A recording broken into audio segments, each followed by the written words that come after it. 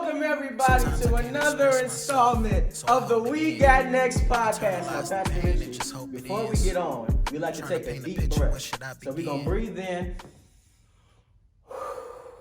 and we are going to breathe out. Ladies and gentlemen, you know, my life dreams are coming true. In this season of my life, we have Pastor Richie, founder of Kindness is Cool, pastor of Better Covenant, the Megatron himself, all around hustler is here today. Pastor Richie, thank you for being on with me. I'm excited. I'm excited to be on here. Today we got the We Got Next podcast, and I'm here with Minister Bishop Marcellus. So it is my joy to be here today. Thank you, Pastor Richie. Now let's get right into it. First, shop Kindness is Cool. This is Be Kind. Everything Pastor Richie has on is Kindness is Cool. All of the links is in the description below. Please shop Kindness is Cool. Now, Pastor Richie, the first question I ask my guests is, how do we know each other? That is the first question I always ask my guests. How do we met? Because I want people to understand this relationship. So how does this come to be? That is an excellent question. So the way that we know each other, it actually starts back in 2003. Okay. In 2003, I was at another ministry and I came to visit. And I came to a service. First person that actually walked up to me and began to talk to me was a man by the name of Pastor John Metcalf. Right. And he invited me. He said, "Hey, Shoes." He said, "You kind of tall." He definitely said, "Hey, Shoes." He said, "Hey, Shoes, you kind of tall." He said, "Do you hoop?" And then David Smith, he came over as well. He was like, "Oh yeah, we hoop on Saturdays with the pastor." And at the time, I was 24. At the time, I'm like, okay, well, right. I mean, I'm good on defense, so right. I'm here to block a few shots. Okay. So whatever I can do to kind of add to that. So I kind of felt like it was poking at me. Absolutely. Like, okay, well they don't know, but we could definitely get the basketball smoke on. So okay. That's how I came to know you.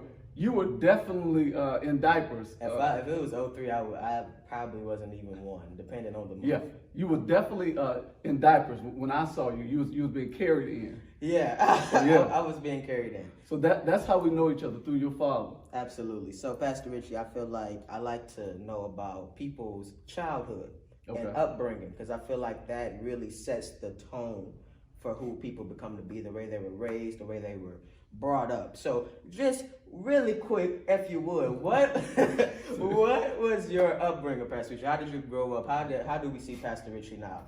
I was raised in a house with no less than at least 8 people at all times. Wow. A house with 1 bathroom, so you got to be quick on the draw to try to get in there early. That's what taught me to get up early, because somebody was always in the bathroom. Right.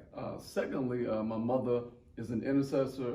She prayed all the time, wearied us in prayers. I was born in a house of prayer. I played and broke stuff all the time. Right. So that's where Gabe and Isaac get it from. I tore up stuff. My brothers took the fall for me.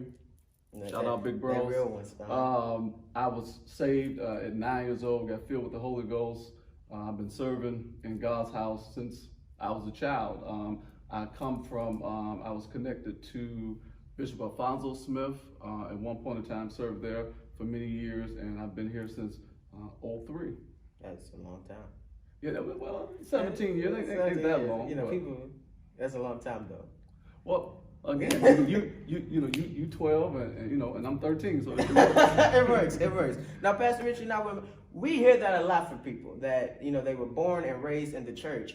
Why did you choose to walk in it? Because a lot of people, they might stray left, they might go off. How did you continuously walk in the path? Or was there a moment when you were like, this might not be it for me? I will say this, is one thing that I found I can't really argue with. And one of the things my mother always would say to me, Baby, I have no comeback for this. You need to pray more.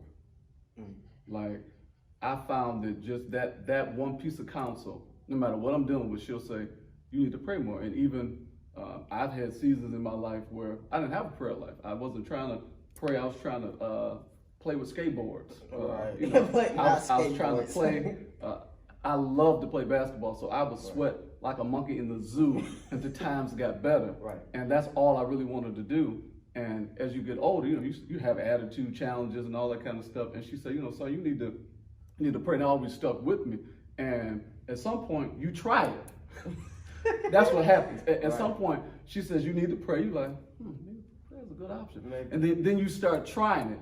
And then it becomes addictive because of the results. You know what I'm saying? You start like, okay, I'm not really in my feelings like I normally am. I'm not really mad. You know, right. You can have issues that date back to, daddy issues and all that kind of Absolutely. stuff. You start praying, you stop hating people. Yeah, you start praying, you like, oh, okay, well, dang, you was carrying the weight, you feeling better. So I would say the reason I didn't stray is because she drilled it like God is the answer. He's the solution. And then now he doesn't just need to be my God as from her perspective, he has become my personal God. So what caused me not to stray is just I tried him. I tried him. And I would say to every young person, give God a 12-month 6 a.m. season. Give him a season. When I was 17 years old, I spent 12 months. So I'm not gonna miss a day. I said, I'm gonna try you. So I'm getting ready to graduate high school, and I'll be honest with you, I was in a season I was backsliding. I was saying that I'm getting ready to start going to parties. Right. When I graduate high school, it's time to get on it. It's time to get it in. I had made those decisions, but I said, okay, God, but I'm gonna try you. And I started praying every day at 6 a.m. and I said, I'm not gonna miss a day for 12 months. And it never stopped, baby. It just kept going. To present day. To present day. We can talk a little bit later about that. I have a different routine now. I give God a 10th of my day. Okay. 10%. Well, we can talk about it now. How did it transition from 6 a.m. at 17 to now a 10? I don't even know how to break down a 10th of my day. So a 10th of the day is basically 2.4 hours. So no matter what happens, I'm going to give God 2.5 hours. Just relates to prayer. It just relates whether it's at the top of the day or the beginning of the day. So my days generally start somewhere between 4:45 and 5:30 in the morning and whatnot, and then they go from there. And then no matter what I'm doing, people, I can stay up to midnight. But if I ain't got those hours, and not that it's regimented, but it's relational. Right. It's relational, and it's my covenant. And I think over the years, it's not a job. You know what I mean? It's not something I'm trying to do. It's something that I have to do it in order to be good. Like I'm not a good version. Like I'm not really kind, people. I don't have a good attitude. I don't have a good. You don't really like me as an individual. I'm gonna be Ike Turner if I don't do this. So it just helps me to be even. Prayer is like people take drugs. That's my go-to. Wow. So you need it in order to be the Pastor Richie that we see, the Pastor Richie we love and know. You need that. I don't know what people see. Wow. But whatever version they see or whatever, whether they like it or don't like it, it's gonna be 1,000 times worse. Wow. Without that. Wow. So let's take it back, Pastor. Was there a moment that, I know you say your mother just continuously drilled it in you to pray, but was there a moment, did you know you had went too far when you were thinking about partying after the summer? What sparked it to say, and 6 a.m., why 6 a.m., why that specific moment in your life? I actually got a prophecy from Pastor, I remember Pastor Lawrence Garrett at the time. He passed. One of the things that was happening in my life, I had so many senior leaders that every man that came into my life died, or he was just non-existent. Whether he was my father, non-existent. If he was the pastor that I grew up with, he died. If it was another pastor that I grew up with up until the point in time I was 13 or 14, he died. Yeah. So every man that was significant, I'm like, Jesus. You're taking So being a man of God just means you're going to die. Wow. Just and then why do you keep taking these people and leaving me to myself to try to figure it out? And then I remember a word that he had gave me. He gave me a word when I was like 12 or 13. He says, God's going to begin to deal with you at 6 a.m. And he didn't lie. Like, you just wake up and it's like, you got this boost of energy and you was up late and you don't know why you up. And it's kind of like that 1 Samuel chapter 3 thing where, God is, you can hear the voice of God and you think it's, I thought it was my pastor. No, go lay back down, son. Go lay back down. Go lay down. I'm available. You're serving here. So that kind of deal, it's really like that, BB. He'll call you into a time and you'll think it's something weird or that you got gas or you just something going on with you, your hormone. It ain't got nothing to do with that. Like he literally, you can sense that God is looking for you at a particular time, and it was a prophetic word that really just came to pass. I really didn't have nothing to do with it. Just I couldn't sleep. Wow. Like I literally could not sleep at that time. Like with no alarm clock, I could just get up. Let me just go ahead and pray. What happens is you miss it. You miss that time because you just up. Wasn't no Facebook and nothing like that during that time, but you just up lollygagging and doing. Then some point you're like, all right, let me go ahead and just try this because I keep getting up at the same time. This happened for like 3 weeks. The same time every day, and then I just dived in at that point. Right. Now you all can't see him, but the Chief Apostle is in our live studio audience. We always acknowledge, no matter what we're doing, we're gonna always all rise. No matter what we're ever doing in life, we're gonna always acknowledge the Chief Apostle. Always. Thank you, Chief, for joining us. Pastor Richard, you have now we go forward in your life.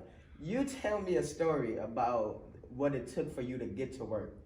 And I just feel like it's one of the funniest stories of all time, but it really talks about the process. Can you just explain to me, I don't know if you say you're working at Checkers or Riley, wherever you were working, but you had to literally go through almost hell to get just to work. How can you explain that to us for a second? And I'm so glad that you brought that up. That particular job, it was, and I had got a promotion. This is considered a promotion. I went from making $4.25 an hour at Checkers, and I had bossed up. I didn't quit the job because you don't quit until you get another job. Right. I got a job at Boston Market in Livonia, and we were staying on 7 Mile, not Lasher, 7 Mile in Lassa. Absolutely. So I had to be to work at like 5 o'clock. I got out of school around like 2. Had to be there at 5, and I could get there. It was cool getting there as long as it was during the day. But getting back, because I got off at 9 o'clock, the bus driver was racist. I would be at the stop. The routes would stop around like 9:30, something like that. I'm there at 9:15. So I know I'm good. I've even seen him pick other people up before, but I just got in my mind at a certain point, he's not gonna pick me up, no matter how long I stand here. So what I would do is, and this is a real story, I tell it to Gabe, I would run from Middle Belt to Inkster, off 7 Mile. I would jog from Inkster to Beach Daily. I would walk from Beach Daily to Telegraph. I would run from Telegraph to Berg, then I would jog from Berg to Lasher, and then I would run from Lasser to home. Now Pastor Richie, when people hear that nowadays, I think the first question is, well, the first statement is, we're not doing that. I feel like a lot of people's first statement is, we're not about to do that. Okay. So what is in you that makes you, what's in you that says, for this 5:45, not only am I not going to quit, I'm going to do this. It's a racist, if it was a racist driver, I'm calling the bus company. What made you say, but I have to keep going? Because I want to talk about the process and your season of developing, because that's what I'm in, a process and a season of developing. So why did you say, okay, I'm going to do all this for this? Well, one of the things that I saw early, and we'll go back and then we'll go forward. When I was 10, 11, and 12, my mother would let me work with my uncle. I could call him Papa Charles, and he would pick me up every week. He owned houses, and he would do like electrical work. I had 2 uncles. Both of them did. One was an electrician. The other one, he worked at the airport, different things like that. And they would pick me up every week, and they would pay me. It's slave work, BB. Like a house that's abandoned, like with no gloves. We're gonna empty out this house today. They pick me up like 7 o'clock in the morning. They drop me back off like maybe 8 o'clock at night. My pay is $10 for the day. Now, for the day, this at 10. Whatnot. So what I found is that after 30 weeks, I had about $300 saved up. So I had my money saved up. I liked how it looked. I remember my little room, and when I looked in the little closet back there, I had it under a pair of jeans. I said, man, I got $300. Like I found that having something, it meant something to me. And of course, my mother, she gave me to it or whatnot, but the result of what I could produce. So that the little bus thing, it was small because when I looked at how many hours I was gonna work, I had already mapped it out. I went from making $4.25 to making $7 an hour. I was gonna do 40 hours a week. I was basically gonna get twice the checks I was getting at the other spot, and all I really had to do was just show up. So I knew what I could produce. So, and I had the energy. I mean, it wasn't even a question of energy. So I saw something early, and then I would shovel snow. Oh, BB, I killed them dead. I would ask my mother to let me stay home on a snow day, and my older brother, he liked to sleep or whatever, but I would wake up early in the morning, like 6 o'clock, and when I come back at 9, I done already made $250, $300. They go back out, might make 110 or whatnot. I'm at the house chilling, my feet kicked up. Good. I would put trash bags, put a pair of socks on, a pair of trash bags, then another pair of socks, trash bag, and another pair of socks. So my feet don't get cold, because if feet get cold, you can't work. Right. Absolutely. But I figured that out through process and stuff like that. So when you figure out what you can produce, nothing can stop you. When you figure out that, okay, well, if I work all day and I don't spend it and I just save it, then I'm gonna have something to look at. And I think my mother drilled that into me. You need to have something to look at. You need to have something put up. And because of that, I didn't care about no bus driver. Now, see, I think that's a perfect segue. Now, a lot of $300 later, you done made a whole lot of $300 since then. Let's talk about kindness is cool, and we'll come back to it, because if we talked about all of your story, we'll be here for about 5 hours. But let's talk about what sparked kindness is cool and how that came to be.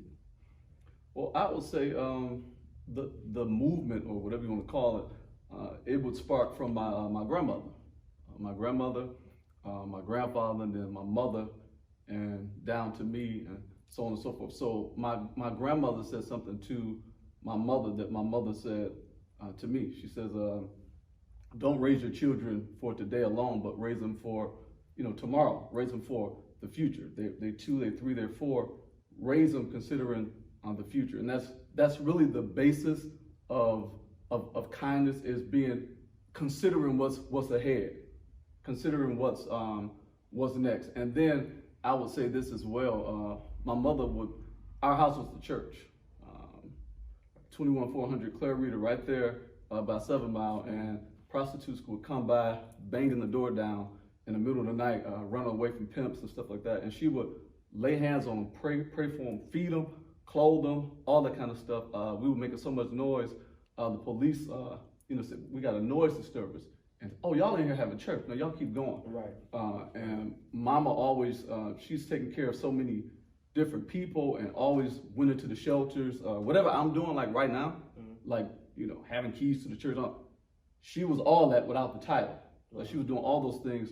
So all I've ever really seen is, my mother looking outside of herself. And I'll say this too. I met my mother in her 30s. I met her in a season that all I've ever known, I don't know how in God's green earth that she did what she did with 5 kids. And she went to school, she finished school, she fed us 3 times a day. We had clothes, everything. And I cannot remember, BB, one time ever look at my mother like, dang, she tired today. Never. Not for ministry, not for, so when I think of myself in a male body, I mean, it's almost a pride thing. Like, well, I know I'm physically stronger, so there's no way in God's green earth I'm not going to have energy for life. I think for me, when I look at strong people, and this is how God has given it to me, I don't want to just, oh, my mama's so strong, and celebrate her strength. I believe it's my assignment to model her strength. Absolutely. Because if I don't model her strength, I'm going to kill her. Absolutely. My mother hasn't been to a grocery store, BB, in 10 years. Wow. Like, she can drive, she ain't drove, because I don't let her drive. Because at some point, you gotta, that's that whole mentality. It's not just putting up money, is I'm building something up so I can take care of the people that I love. Wow. And that is where the kindness is cool brand sparked from. And I think a question that a lot of people want to know, and I'm one of those people, is the relationship that you and the chief apostle have. Because it's a very interesting relationship, but it's probably one of the most, not profitable, but one of the most productive relationships there is. So can you explain to us, you said you came here in 03, it's 2020, and about that 17-year time, how did this relationship come to be? It's like clockwork. It's the chief apostle, Pastor Richie. It's clockwork. How did that all come to be? I would say I was 15 years old, and we were I was working at the time, and the chief apostle came to my church. He was ministering. I was still working. I was working at rallies. He was clean that day? It was super clean. I know he was clean. I know he was the men had headsets on. He had the whole security team that was outside, and that was in the BB. That was in the season where the armor bearer thing was big. All right. So I was raised up as an armor bearer and just a background guy. Like just that's always been my position in the church. And when I would get off, I came to church about 10 o'clock. It's 10 p.m. BB. He's still up ministering, and he's preaching. He's putting in work too. And he didn't finish till probably about 1 a.m. And I remember something that he said. We were back in the office, and it's something that's happening in my life right now that I thought about it the other day, and it just made me laugh. He was in the back office. He was talking to my leader at the time, and they were talking just fashion. And when you're armor bearer, you get to hear things in the by the way department. And he said something I'll never forget. He said, he said, you can take that suit and repurpose it, and you can move the buttons around, and you don't have to throw it away. And I don't know why, but that thing, it resonated in my spirit that there are things that you don't have to discard. Wow. You can repurpose it. And I find myself even in this season now getting buttons moved around and repurposing things. So from that standpoint, I love the word, BB. I love the word with all my heart, and I think that's what I've been most attracted to. So when I transitioned here, one of the first times I came here, I saw Mother Smith in the fellowship hall, and we were teaching. There was something that was going on in here. I mean, we were teaching in the fellowship hall, and you are almost in awe because he giving it out like candy. I'll say it to you like this. I had to fight for it. I had to fight.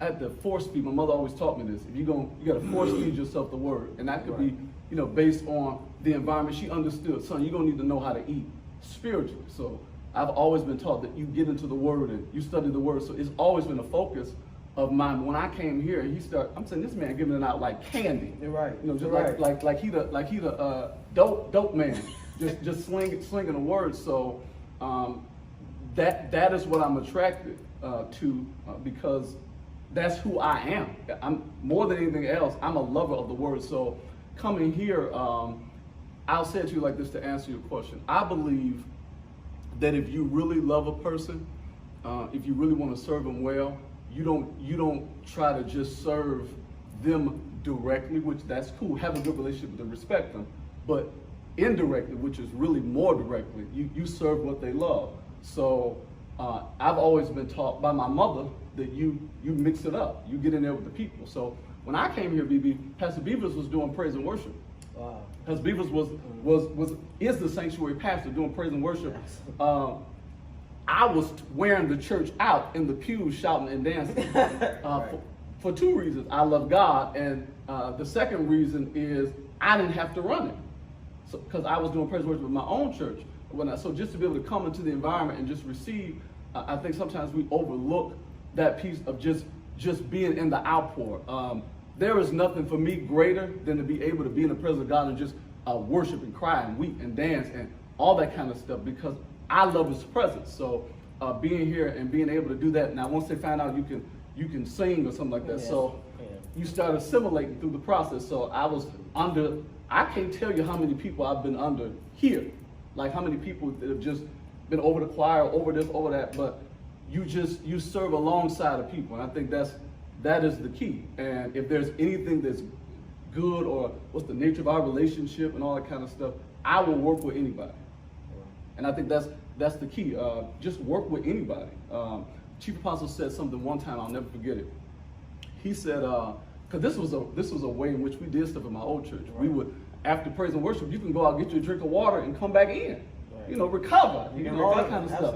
And he came in rehearsal one time, and he said, and it wasn't that. He was talking to us all. He said, "Can one person do it? Can all of us do what this one person is doing?" I'm like, how would it look? Like, it's not going to be a good look. Well, we shouldn't be doing it then. So I took that on myself, because one of the things I never wanted to be said is that the leader had to say something to me twice. Yeah, absolutely. That's really my perspective. I want to stay in the way serving. I want to stay out of the way, because number one, I don't want to get beat. No, I never liked a lot of people. I come from a holiness environment where they just sing you to hell for just waking up. You going, they told me I had a sleeping demon, baby. We've been in church till 4 a.m. in the morning. It's not a sleeping demon. My mother told my pastor, Pastor, I love you, I respect you. He don't have a sleeping demon. He's 9. And he's tired. He's tired. He's tired. He's tired. That's what's going on. So if it's anything, I would say, that's crazy. That's crazy. I would say just work with anybody and be easy. Be easy with people, and I'll say this too. Your pastor will stretch you to know what's actually in you. I never saw myself as an administrator. I saw myself, I'm going to preach, BB. That's what I'm going to do. Absolutely. I am going to kill, I'm going to line the mothers up at some point, and I'm going to preach. Absolutely. That's what I want. I want to minister. I would be asking myself over the years, I got notebooks with just, why am I in these meetings? Why am I sitting here with all these people? This is not what I do. And I think that's key. You have to serve in areas that you feel insufficient, because feeling insufficient makes you sufficient. And it's been those things that have really prepared me for so many other meetings. Being dropped in slots where you wasn't the one asked for, you was just the one that was available. And now that's where you learn how to facilitate and teach and engage and all that. And more than that, I think I've understood this one piece. I'm not here so that he could teach me how to preach. I'm here so he could teach me how to handle myself after I preach. Wow. That's good. That was good. That was good.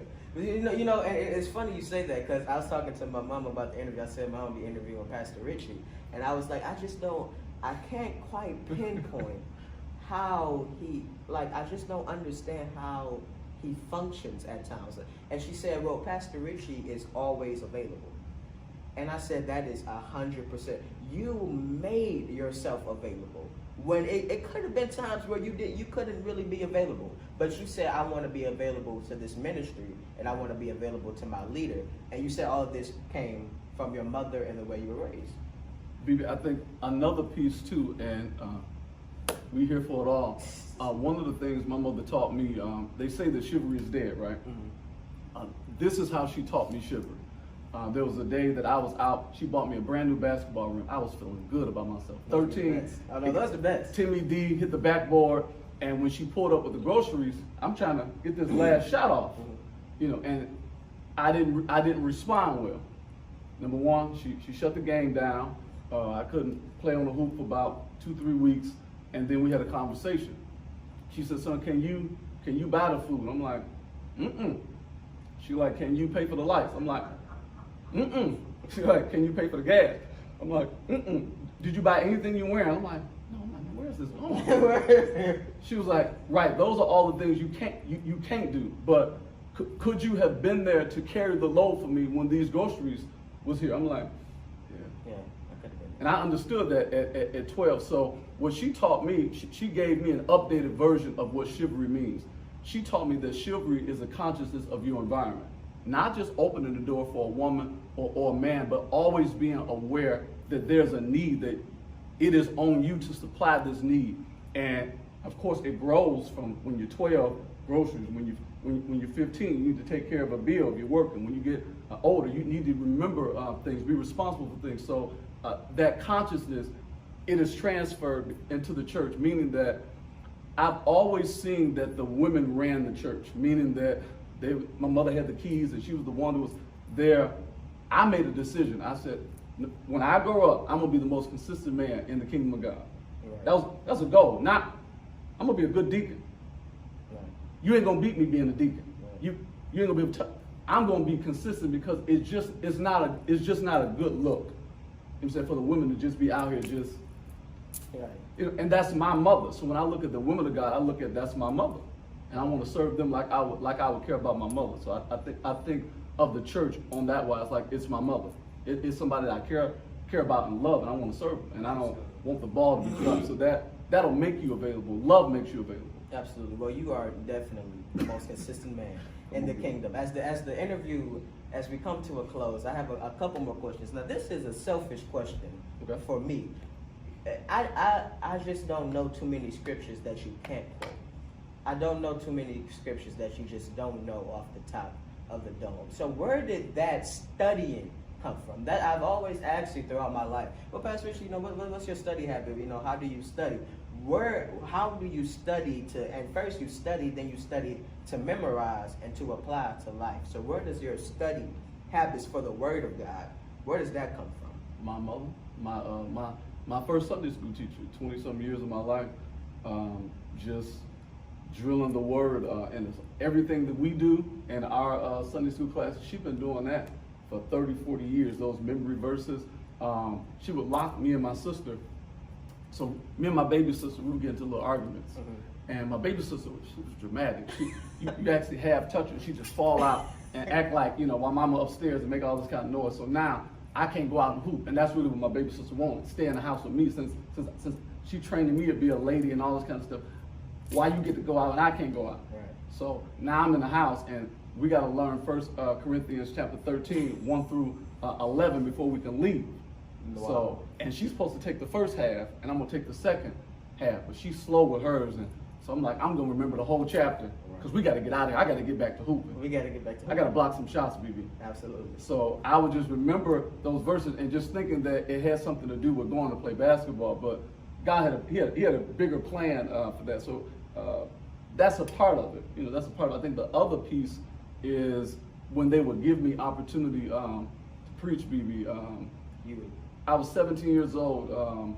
They gave me my first night. It was called Hype Night. Ooh. Hype Night. And it was about 200 young people that would come every Friday, and I would preach for 2.5, 3 hours straight. No, I would fast and during that time I was doing a whole lot of, I probably fasted from 17 to 25. I just didn't eat nothing. I would do 40 days, I would do 21 days, different things like that. And I was really trying to know the Word. We would have people like Pastor Peek who would come in with the Greek and the Hebrew and different things like that. And that interested me. And I would just begin to look up things. No Google, no nothing, just the Bible. And I really wanted to know.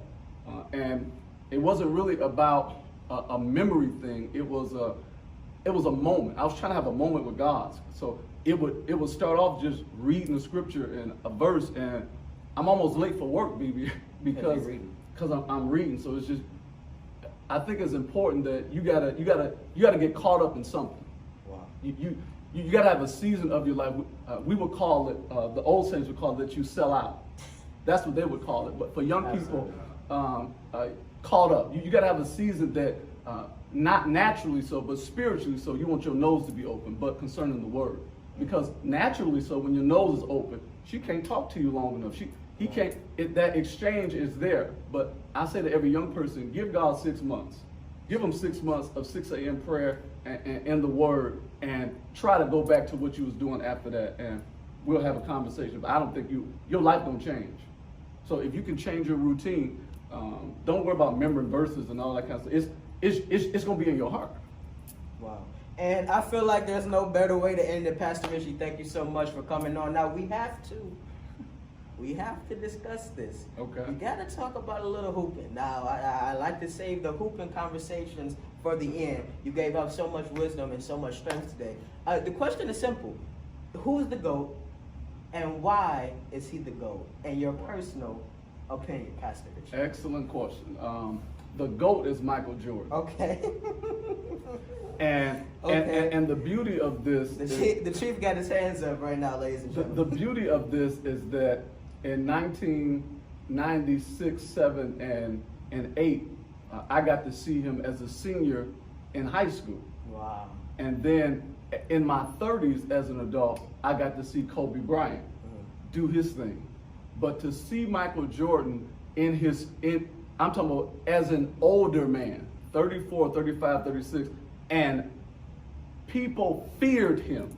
They didn't think they had a chance to win because he was playing. he stopped Hall of Famers from getting rings. He was like the man in Genesis 26 that was stopping up the wells. You know, he was considered contention and strife, you know, for everybody else who's trying to get a ring. So you know you're great when you are that impenetrable force. You are the person that everybody looks up to. Like, I'm trying to figure out how to stop you. I don't know how to stop you. Who had an answer for him? He could get you on defense. He could get you on offense, and he was consistent. BB, his drive and his work ethic was second to none. And he didn't. It wasn't just that he won, BB. He beat you. No, he wanted to kill you. He wanted to destroy you. He beat you, and there's a difference between, it's like you win a fight, you know, and we won't get into the Floyd Mayweather, Muhammad Ali type of thing. Right. You can win a lot of fights by decision. That's good. That's win. That's a win. But when you beat somebody like a throw rag, it's just a little different. It's a little different. So that's my little view. This is Pastor Richie's episode. As you all know, that is not my personal belief. That is not how I personally feel about it, but we will leave it there. We will have my opinion, of course, at a later time. But thank you all so much for tuning in to this installment of the We Got Next podcast. Pastor Richie, thank you so much for having me. We're doing Night Watch today. Sometimes I can't express myself. We're going to be here all day. Thank you. Love you all so much. Please shop. Kindness is cool. And until next time, remember, keep Trying to going. paint a Because picture, you are where should I saved by God. begin? Thank you so much.